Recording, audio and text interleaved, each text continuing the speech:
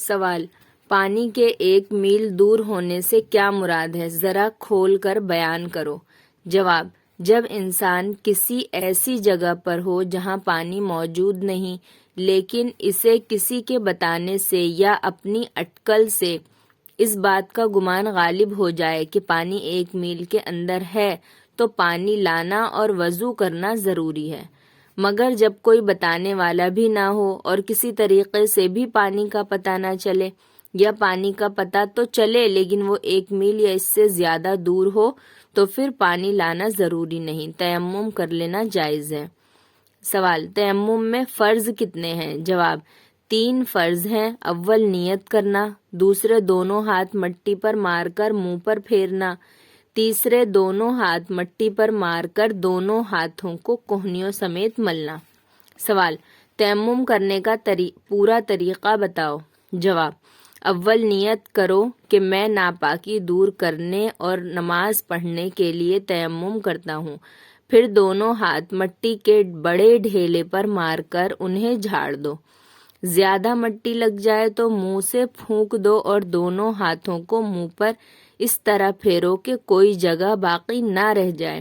ایک بال برابر جگہ چھوٹ جائے گی تو تیمم جائز نہ ہوگا۔ پھر دوسری مرتبہ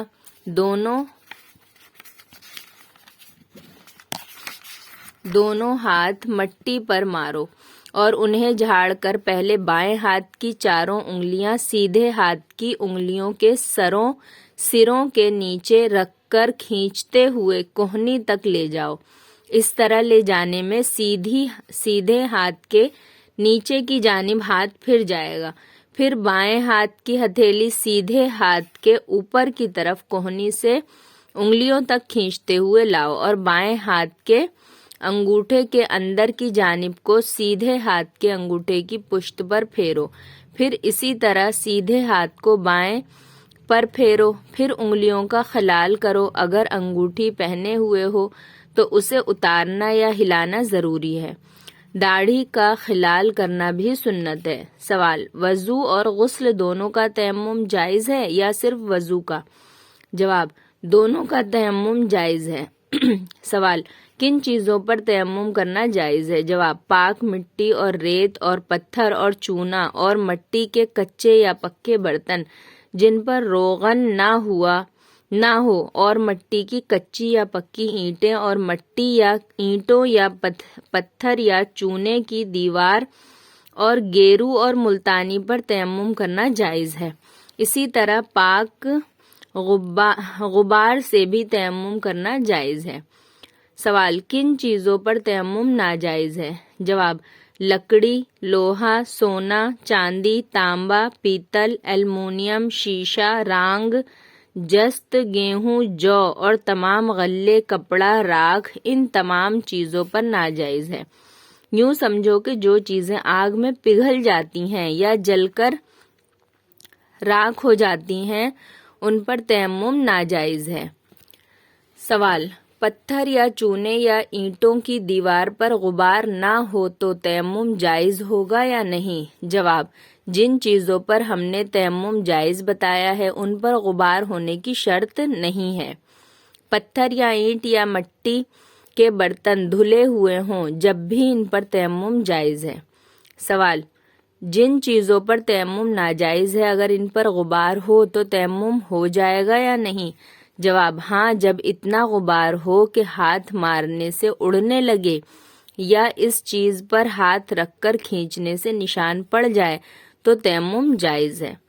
سوال: اگر قرآن مجید پڑھنے یا چھونے یا مسجد میں جانے یا اذان کہنے یا سلام کا جواب دینے کی نیت سے تیمم کیا تو اس سے نماز جائز ہے یا نہیں؟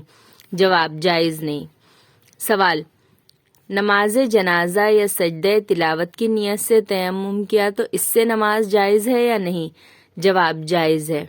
سوال: اگر پانی نہ ملنے کی وجہ سے تیمم کر لیا اور نماز پڑھ لی، پھر پانی مل گیا تو کیا حکم ہے؟ جواب: نماز ہو گئی، اب اسے لوٹانے کی حاجت نہیں، چاہے پانی وقت کے اندر ملا ہو یا وقت کے بعد۔ سوال: تیمم کن چیزوں سے ٹوٹتا ہے؟ جواب: جن چیزوں سے وضو ٹوٹتا ہے ان سے تیمم بھی ٹوٹ جاتا ہے۔ ہاں، غسل کا تیمم صرف حد سے اکبر سے ٹوٹتا ہے، اور اگر پانی نہ ملنے کی وجہ سے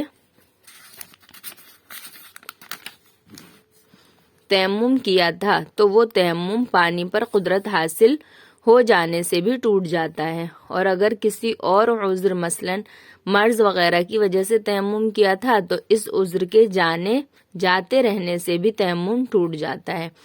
سوال، اس وقت کی نماز کے لیے تیمم کیا تو ایک وقت کی نماز کے لیے تیمم کیا تو دوسرے وقت کی نماز اس سے جائز ہے یا نہیں؟ جواب، ایک تیمم سے جب تک وہ ٹوٹے نہیں جتنے وقتوں کی چاہو نماز پڑھ سکتے ہو۔